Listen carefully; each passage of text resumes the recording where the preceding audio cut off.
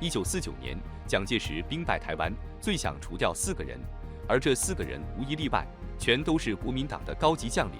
蒋介石和这4人到底有什么深仇大恨呢？蒋介石的第一个目标是李宗仁。蒋介石和他的矛盾由来已久，早在1926年北伐战争前夕，李宗仁与蒋介石曾有过一次短暂的会面。李宗仁看人很准，虽然2人接触不多，但他一眼就看出蒋介石是一个为达目的不择手段的人，所以李宗仁一直对蒋介石怀有戒心。在北伐时期，由于蒋介石是李宗仁的顶头上司，这2人的接触就慢慢多了起来。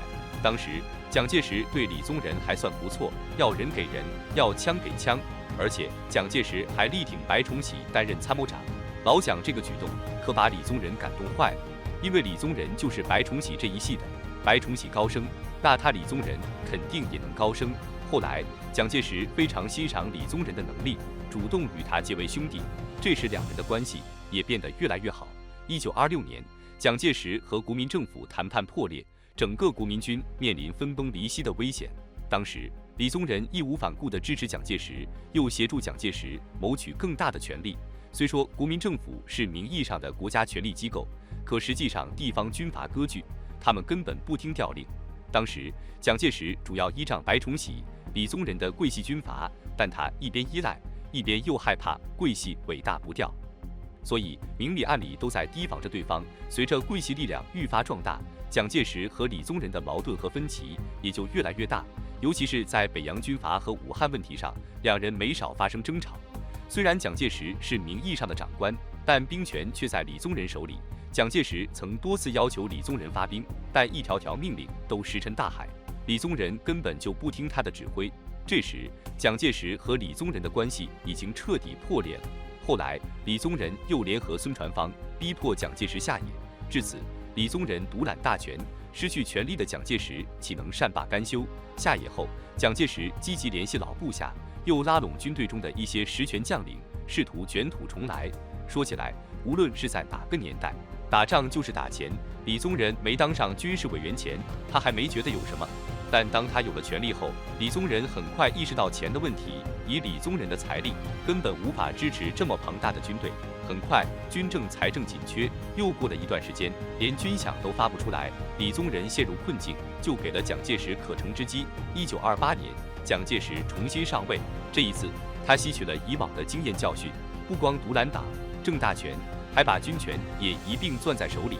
蒋介石城府很深，他知道现在不是对付李宗仁的时候，毕竟搞内斗也是要分时机的。明面上，蒋介石和李宗仁还是和和气气，对以前的事情只字未提，但背地里，蒋介石一直在等待合适的机会。很快，这个机会就来了。北伐战争结束后，李宗仁失去了利用价值，蒋介石美其名曰要论功行赏，其实就是想借机重组军队。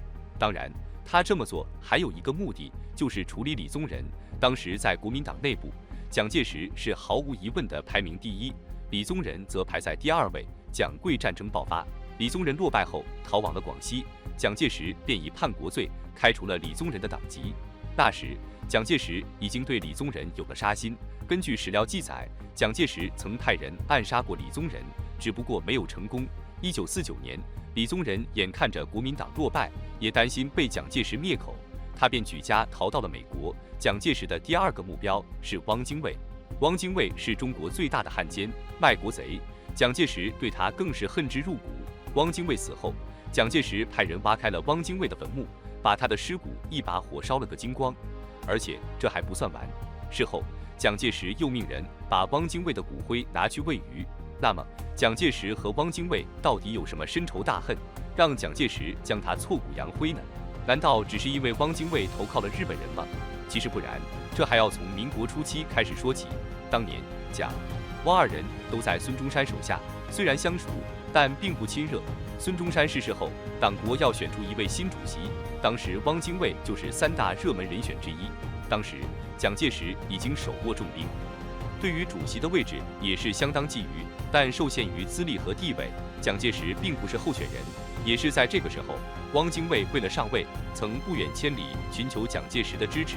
后来，汪精卫在蒋介石的支持下，成功当上了这个国民政府主席，蒋介石也获得了一个不错的位置，地位和声望都有不小的提升。蒋介石这个人极度迷恋权力，所以他并不甘心屈居人下。有一段时间，蒋介石经常去找汪精卫拉关系，还经常给汪精卫夫妇送礼。但汪精卫看出了蒋介石的野心，他不仅把礼物退了回去，还有意无意地开始打压蒋介石，这也让蒋介石怀恨在心。当然，表面来看，两个人还是一团和气，一直到后来中山舰事件爆发，蒋介石也参与其中。随着蒋介石势力愈发庞大，汪精卫也明白了蒋介石的想法，所以汪精卫激流勇退，主动辞去主席职位，出国留学去了，一直到北伐战争爆发。这时，蒋介石的势力受到了左派压制，手中权力也被削弱不少。左派势力又把汪精卫请了回来，继续当这个民国政府主席。仇人见面，分外眼红。汪精卫重新上位后，一直想把蒋介石除之而后快。蒋介石也想着重新夺回权力，但党内大多数声音都支持汪精卫。蒋介石一看没有办法，就决定自立门户。于是，1927年的国民党分别在南京和武汉都成立了国民政府。后来，李宗仁选择支持汪精卫，蒋、李两人彻底决裂。由于没有军方支持，蒋介石不得不退守上海。之后，蒋介石趁着共产党反攻国民政府的机会，他又集结兵力北上，寻求更多战果和更大的权力。汪精卫再次下野，蒋介石夺回了权力。不过，这一次汪精卫却效仿蒋介石，他联合阎锡山成立了北平国民政府。这也让汪精卫和蒋介石的斗争已经到了白热化的状态。说起来，汪精卫最大的软肋就是没有兵权。当时他曾想拉拢张学良，没想到张学良早就看出汪精卫败局已定，选择支持蒋介石。从那以后，汪精卫一蹶不振，已完全不是蒋介石的对手了。抗日战争初期，汪精卫曾与蒋介石有过一段短暂的合作，当时蒋介石是军中一把手，汪精卫是政府一把手，两人貌合神离。汪精卫没有实权，就是一个政府的代言人和傀儡。其实对蒋介石来说，汪精卫已经没有任何威胁了，但蒋介石还是不想放过他。这期间，汪精卫多次遭人刺杀，他东躲西藏，这才狗急跳墙投靠了日本人，希望通过日本人重新夺回自己的权利。在当时，日寇来犯，全国上下都是抗日，只有汪精卫卖国求荣，蒋介石便趁机落井下石，想要置汪精卫于死地。1939年，汪精卫前往日本，密谋卖国事宜，以出卖国土为代价，建立了汪伪政府，成为了日本人的走狗。汪精卫的投日，也意味着他在和蒋介石的争斗中彻底落败。蒋介石必杀名单上的第3和第4人，分别是张学良和杨虎城。因为这两人的关系密切，所以一定要放在一起说。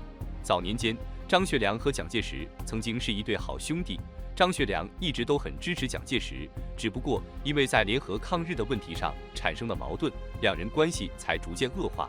当时，蒋介石坚决不同意联合抗日，一心只想着继续围剿共党。西安事变后，张学良和杨虎城扣押了蒋介石，逼着老蒋放弃剿共，联合抗日。迫于压力，蒋介石只好答应了，这才有了国共的第2次合作。可以说，这次联合抗日，张学良、杨虎城绝对是功不可没。不过，虽然蒋介石同意合作，但他觉得自己是被逼迫的，心里一直都在盘算着怎么报复张学良和杨虎城。尤其是杨虎城，更是被蒋介石视为眼中钉。如果不是张学良求情，杨虎城可能已经都被枪毙了。西安事变后，张学良出于信任，亲自把老蒋送回南京，但张学良没想到，老蒋一到了南京就把他扣押了起来。蒋介石想杀了张学良，但他一方面忌惮着张学良身后的军队，另一方面又被宋美龄极力劝阻，所以张学良才保住了一条命。但以蒋介石的性格，他根本不可能放了张学良。就这样，张学良一直被关押着。第2次国共内战结束后，老蒋又秘密把张学良送到了台湾继续关押。